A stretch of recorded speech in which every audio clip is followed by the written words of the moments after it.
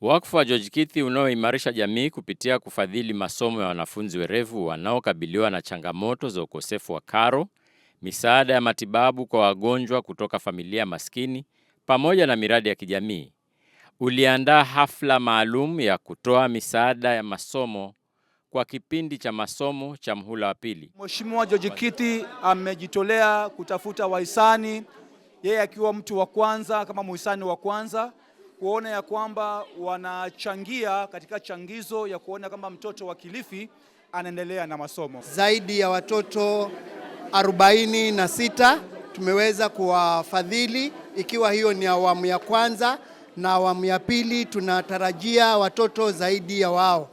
Kwa mjibu wa mratibu mkuu wa mipango ya wakfu huo Mwanyule Bayamweri, wakfu huo unashughulikia miradi mingi ya kusaidia jamii. Foundation yetu mwaka jana ilisaidia takriban watoto 250 peleka shule.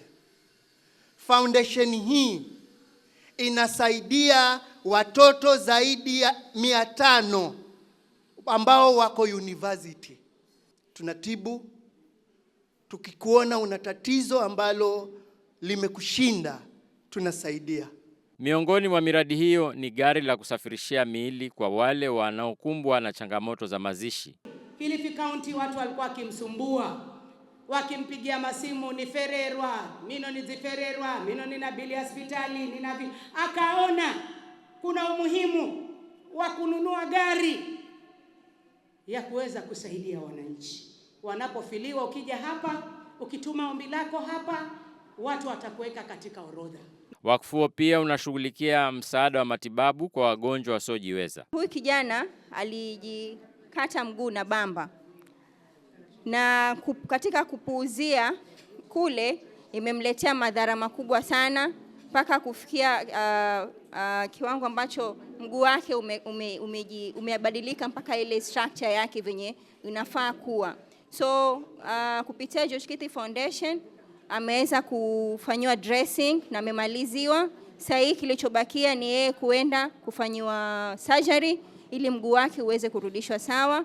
Wakati wa hafla hiyo, wawaniaji nyadhifa mbalimbali za kisiasa ikiwa ni pamoja na ubunge, wakilishi wa kina mama na wawakilishi wadi wa chama cha UDA waliendeleza kampeni zao kwa ajili ya uchaguzi mkuu ujao. George ametuonyesha upendo mkubwa, na George ametuonyesha uongozi wake. Wegwa hakupata, lakini bado amesimama imara na watu wa Kilifi County. Na sahi amejiamulia kusimama kiti cha useneta, ambacho hicho ni kiti ambacho atahakikisha zile pesa zinazotoka kule kuja kufanya kazi kwa county anazimonita sawa sawa. Naomba tu tushirikiane, tunasimama na chama cha UDA sisi. Muniangalie na mimi miaka 5 peke yake. Muniangalie mimi na yule ambaye atakuwa ametoka. Ni hii aria na Jalianzi yeye. Ni hii aria ni mama wa kuima. Kuna kutoa pesa na kuna kutumia pia sauti yako. Umepigiwa kura na watu wengi, umepewa sauti, unaingia mahali ambapo wewe huwezi kuingia, mimi nitaingia kwa sababu ya sauti yako. Natakiwa nikutetee kwa jambo lolote lile. Utakuwa hospitali hakuna mihaso na inawezekana mimi ni nene kuhusu wewe. Mungu atuajalie 2027 apate hiki tikiti cha useneta ili aweze kusaidia Kilifi yetu. Nafikiri tunajua kazi za seneta, anapokuwa pale atasaidiana na governor kuhakikisha mambo yanafanyika Kilifi. Kilifi yataka mtu ambaye ni developer, mtu ambaye ana uwezo wa kutafutia watu wake, hasubiri pesa ambayo anapewa na serikali ndio wapatie wananchi basari, apatie wananchi maendeleo, awe ana uwezo wa kutoka na kutafuta. Nyinyi wananchi ambao kwamba mmefika mahali hapa, spread the news. Sawa sawa, wacha hii ujumbe ifike kule nje ya kwamba George Kithi anatenda. Walikashifu vikali kisa cha unajisi na mauaji ya msichana wa miaka 7 huko Mwezang'ombe, Kilifi Kaskazini. Tusimame dakika moja tu, 1 minute of silence. 1 minute of silence on behalf of Kezia na pia on behalf of George Kithi Foundation.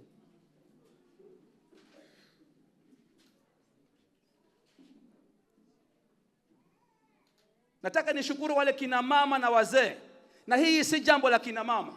Tunaona Kilifi nzima imetoka kimtafuta mtu aliyefanya hili jambo. Inaonyesha Kilifi tumeguswa na hili jambo. Na kama George Kiti Foundation ambao tunaenzi mtoto wa kike, tunaenzi mtoto wa kiume, tumesikitishwa na kitendo hichi. Na tunairai serikali ambayo wanalipwa na pesa ya mwananchi ya kwamba hili jambo tuataka kila mtu ambaye amehusika na hichi kitendo, sheria ishike mkondo wake.